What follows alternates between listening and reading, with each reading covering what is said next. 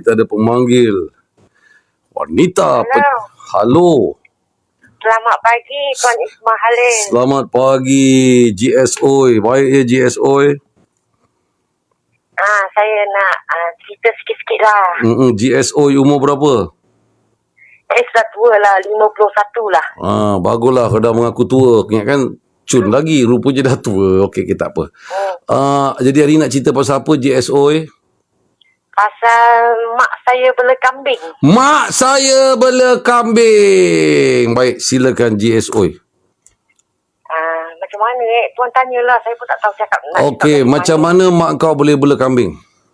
Okey.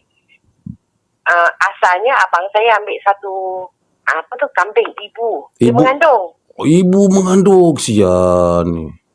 Habis tu dia sudah mengandung, dia sudah beranak, jadi 2 jadi 3 lah. Okey. Dia kambing tu laki bini ke kambing yang bunting saja? Bunting saja. Bapak dia mana? Tak bertanggungjawab. Saya tak tahu. Abang tak saya tahu. beli dengan orang India. Okey, baik. Bawa balik tu beranak. Beranak 2. Beli kat belakang rumah je. Okey, good. Habis tu jadilah sekawan. Banyak dalam belas ekor lah. Dekat 20 ekor ada. Beranak pinak.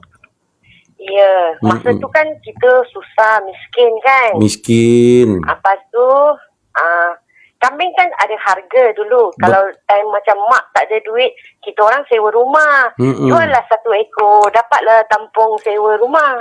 Oh, nampak. Bagus. Mak, bapak anda? Bapak saya dah meninggal awal-awal masa saya dah jadi 2. Oh, mak anda ibu tunggal bela kambing untuk menyara anak-anak dia Ya. Okey. Baik. Tuan Ismail Halil yang kelakarnya, kita orang dah tak boleh bela lastly. Sebab kenapa tau?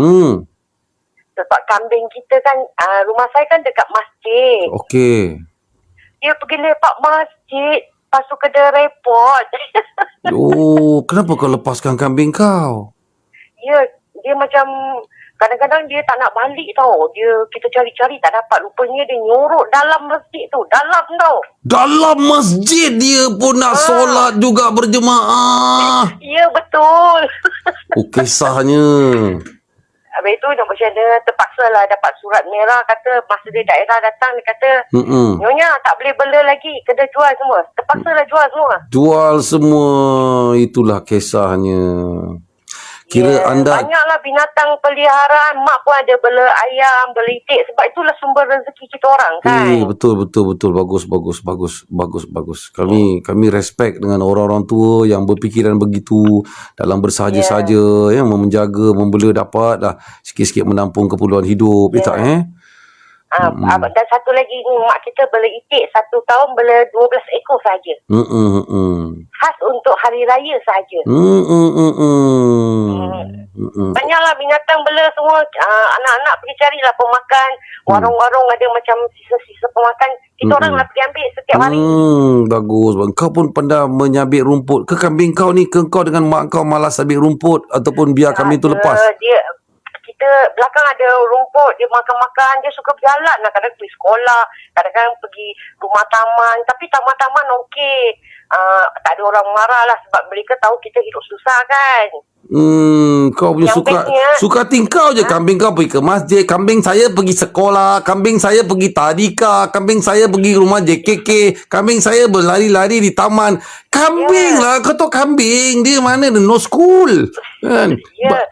Sekolah kat belakang rumah saya pun ada kan. Sekolah dia pergi lepak dekat depan je, boleh macam tu. Kat tempat perhimpunan, kat bawah bendera dia lepak. Okey, faham. Dan satu istimewanya kan, Tuan Ismail, kambing kita tak ada, macam orang tak berani curi semua. Sebab dalam satu kawan kambing tu ada 1 ekor yang jaga, anjing yang jaga mereka.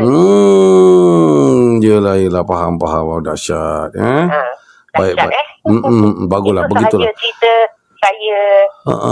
Tak apa, engkau ada juga kena mengena dengan binatang, ada juga kena mengena. Bagus kena dengan cerita kita pada hari ni. Terima kasih banyak-banyak ya GSOI. Ya, terima kasih juga semua kawan-kawan dan Tuan Ismail Halil. Ya, terima kasih anda dapat cawan Bapa Aku. Berapa banyak hadiah tak ambil di Bapa Aku FM? Banyaklah. Baik. Jaga baik-baik. Terima kasih banyak-banyak. Okay. Thank you. Thank you. Terima kasih. Okay. Bye-bye.